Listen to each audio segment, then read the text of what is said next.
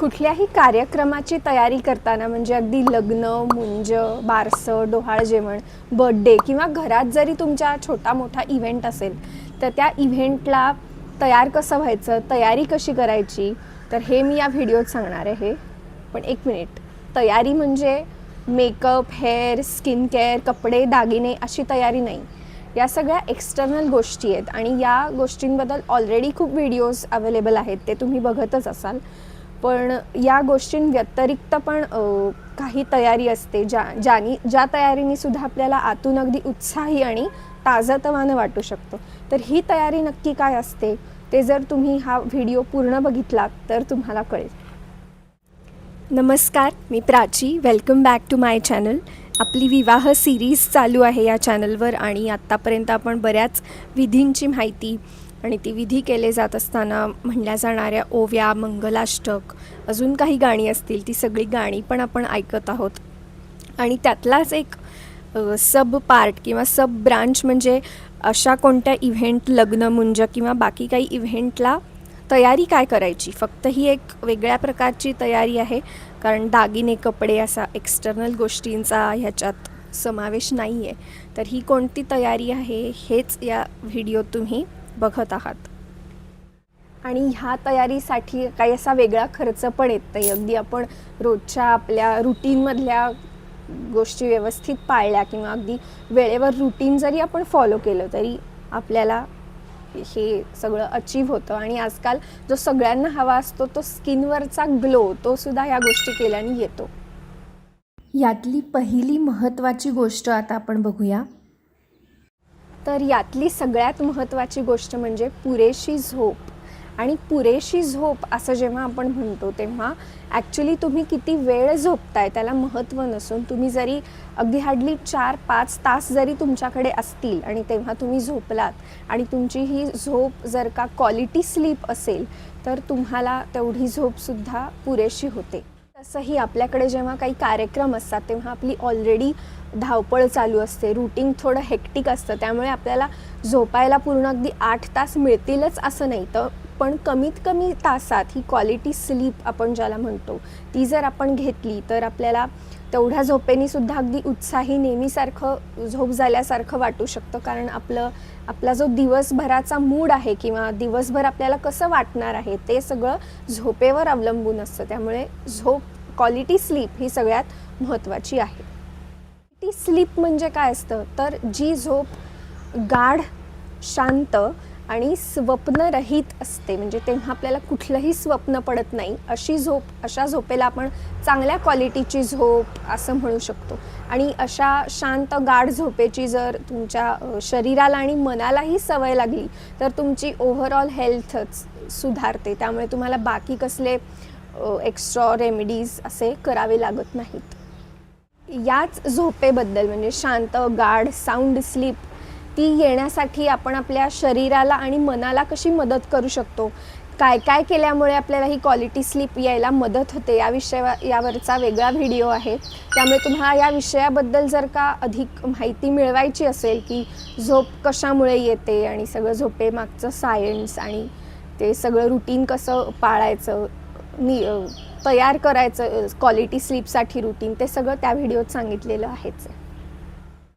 यातली दुसरी महत्त्वाची गोष्ट आहे आणि दुसरी महत्त्वाची गोष्ट म्हणजे स्किनचे तर आजकाल इतके फॅड्स निघालेत. मग ती स्किन बाहेरनं चांगली होण्यासाठी वेगवेगळ्या ट्रीटमेंट्स, फेशियल, काय केमिकल पील्स, असं अनेक काय निघाले. पण तुम्ही जरी या टिप्स काही घरगुती फॉलो केल्या तरी तुमची स्किन ही आतून चांगली होणार आहे. म्हणजे शिवाय तुम्हाला बाहेरून ट्रीटमेंट घ्यायची तर घ्याच, पण बाहेरची ट्रीटमेंट ही टेम्पररी असते, काही काळापुरती असते. पण आपण जे आतून आपली स्किन जशी दिसते, मग आपलं ते झोप असेल, हायड्रेशन असेल, डाएट असेल, त्यांनी जो स्किनवर ग्लो येतो तो बाहेरनं केलेल्या ट्रीटमेंटपेक्षा नक्कीच चांगला असतो. तर पुढचं म्हणजे स्किन. तर तुम्हाला जर माहीत नसेल तर रात्री झोपेत आपल्या पूर्ण शरीराच्या मृतपेशी म्हणजे डेड सेल्स त्या गळून पडतात रोज रात्री आणि आपली नवीन स्किन तयार होत असते. हे ॲक्च्युली खूप नॅचरल ही सायकल आहे.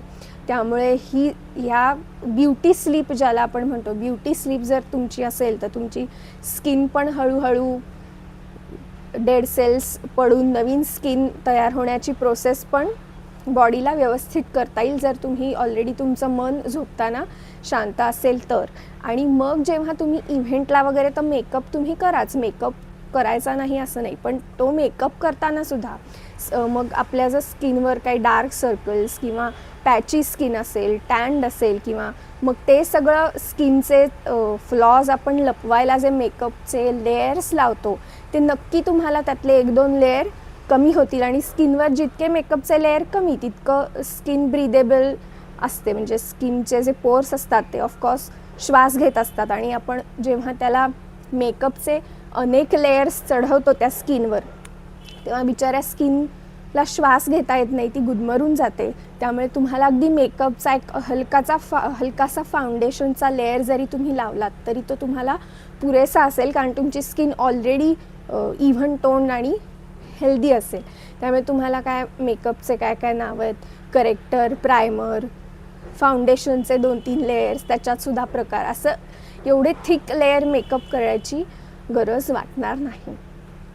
तर मेकअपच्या पॉईंटबद्दल मला अजून एक गोष्ट सांगायला आवडेल की मेकअप हा नेहमी करेक्टिव्ह असला पाहिजे, क्रिएटिव्ह नाही. करेक्टिव्ह म्हणजे तुमच्या चेहऱ्यावर थोडेसे काय फ्लॉज असतील ते त्या मेकअपनी लपवता येतात, पण पूर्णच तुम्ही मेकअपचे थरच्या थर जर स्किनवर लावलेत, त्यामुळे आजकाल तुम्ही इव्हेंट्समध्ये मोठ्या बघितलं असेल तर तो मेकअप फक्त फोटोसाठीच सूट असतो. ते जर साधं आपण ते विदाऊट लाईट्स आणि सगळं साधा चेहरा बघितला तो मेकअप केलेला तर तो एवढा चांगला वाटत नाही, कारण त्याच्यावर इतके लेयर्स असतात मेकअपचे, त्यामुळे त्या स्किनला श्वास घेता येत नाही मी सांगितलं तसं, आणि त्यामुळे स्किनची हेल्थही खराब होते. आणि आजकाल खोट्या पापण्यांपासून ते सगळंच आर्टिफिशियल असल्यामुळे ते जितकं आपण कमीत कमी वापरू तितकं चांगलं. आणि आजकाल असा पण ट्रेंड आला आहे की लेस इज मोर, म्हणजे आपण काहीही मेकअप असेल, ज्वेलरी असेल, आपलं आउटफिट असेल, ते जितकं कमीत कमी मिनिमलिस्टिक ठेवू तेवढं ते चांगलं वाटतं आणि त्याच्यात आपली नॅचरल ब्युटी पण ॲड होते, त्यामुळे ते अजूनच उठावदार दिसतं. 2-3 महिने तुम्ही अगदी ही सलग गाढ झोपेचं रुटीन फॉलो केलं आणि तुमच्या मनाला आणि शरीराला तशी गाढ झोपेची सवय लागली तर तुमची स्किन आपोआपच चांगली सुधारायला लागेल आणि त्यामुळे तुम्हाला मुळातच मेकअपची गरजच कमी पडेल. आणि जे चांगले मेकअप आर्टिस्ट असतील ते उलट तुमची स्किन अप्रिशिएट करतील, त्याचं कौतुक करतील. आणि इव्हन मी सुद्धा मध्ये एका मेकअप आर्टिस्ट त्यांच्याकडे गेले होते तर त्यांनी मला म्हणलं की चेहऱ्याची स्किन टोन बऱ्यापैकी इव्हन असल्यामुळे आपल्याला जास्त फाउंडेशन लावायची सुद्धा गरज नाही. एक बेसिक फक्त लेअरनी त्या इव्हेंटसाठी माझं काम झालं होतं, त्यामुळे तुम्हाला मेकअपसुद्धा जास्त लागणार नाही. त्यामुळे लक्षात ठेवा, झोप हीच सगळ्याची पहिली पायरी आहे. या टिप्समधली पुढची महत्त्वाची टिप आहे, याच्यातला पुढचा पॉईंट आहे की भरपूर पाणी पिणे. हे तर आपल्याला गुगलवर पण मिळतं, स्किन हायड्रेशन, अजून काय सारखं पाणी प्यायला पाहिजे असं आपण खूप ऐकतो. पण अजून एक मुद्दा जो बऱ्याच लोकांना माहीत नसेल की आपण जर दिवसभरात पुरेसं पाणी प्यायलो तर आपल्याला रात्रीसुद्धा झोप लागायला मदत होते आणि स्किनला त्याचा फायदा होतोच. आतून जे काय हायड्रेशन किंवा आतून जो ग्लो आपण म्हणतो तो येतोच, पण झोपेतसुद्धा आपल्याला भरपूर पाणी पिण्याचा फायदा होतो. तो कसा होतो तर आपण जेव्हा रात्री झोपतो तेव्हा आपल्या शरीरातलं पाण्याचं प्रमाण हळूहळू कमी व्हायला लागतं आणि ते एका पर्टिक्युलर लेवलच्या खाली गेलं की आपल्याला जाग येते. त्यामुळे असंही म्हणतात की रात्री झोपताना बॉटल, किंवा पूर्वीचे लोक असं म्हणायचं की रात्री झोपताना तांब्या भांडं घेऊन झोपायचं, त्यामुळे जर कधी रात्री जाग आली तर आपण पाणी पिऊ शकतो. तर ही जागच ह्याच्यामुळे येते कारण आपल्या बॉडीतलं वॉटर लेव्हल कमी होतं. त्यामुळे दिवसभरात तुम्ही जर का पाणी प्यायलं, एस्पेशली उन्हाळ्यात तुम्ही जेवढं पिता त्याच्यापेक्षाही जास्त पाणी पीत जा, कारण उन्हाळ्यात आपल्या बॉडीला पण खूप गरज असते. शिवाय बाहेरच्या पण टेम्परेचरमुळे आपली बॉडी घाम आणि त्या सगळ्यांनी डिहायड्रेट होत असते. आणि शिवाय तुम्ही रात्रीसुद्धा पाणी घेऊन झोपत जा, आणि त्यामुळे तर हे झोपेचं आणि हायड्रेशन यांचं रिलेशन आहे. त्यामुळे तुम्ही पुरेसं हायड्रेटेड असाल तर तुम्हाला एकदा झोपलं की डायरेक्ट सकाळी जागीलमध्ये काही पाणी पिण्यासाठी, त्यामुळे कधी कधी कोरड पडते, असे काय प्रकार होणार नाहीत. आणि यातली शेवटची टिप आहे, पुरेशी झोप आणि भरपूर पाणी प्यायल्यामुळे आपण आपल्या स्किनला कसा फायदा होतो ते बघितलं. शिवाय ह्याच्यातला अजून एक महत्त्वाचा मुद्दा म्हणजे डाएट. तेही तुम्हाला माहितीच असेल की बाहेरचं तेलकट खाल्ल्यामुळे लगेच आपल्याला फोड येतात किंवा स्किन आपली इरिटेट होते. तर कार्यक्रमाच्या तुम्ही एक आठवडाभर आधी किंवा एक महिना तुम्हाला कितीही आधी तुम्ही तयारीला लागू शकता. तर झोप तर आपण अगदी जन्मल्यापासून तर झोपतोच आहोत, पण त्याची क्वालिटी कुठेतरी हरवत गेलेली होती.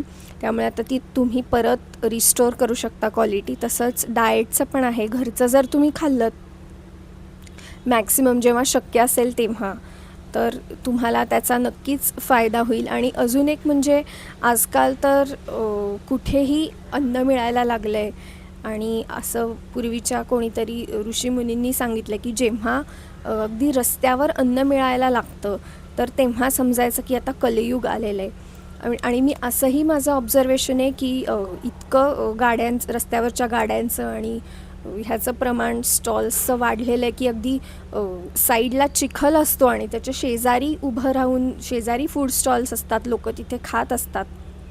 त्यामुळे आणि ह्या डाएटसुद्धा आपल्या मनावर कसं त्याचा परिणाम होतो आणि शरीरावर कसा परिणाम होतो ह्याच्याबद्दल पण लोक आता हळूहळू अवेअरनेस येतो आहे लोकांमध्ये.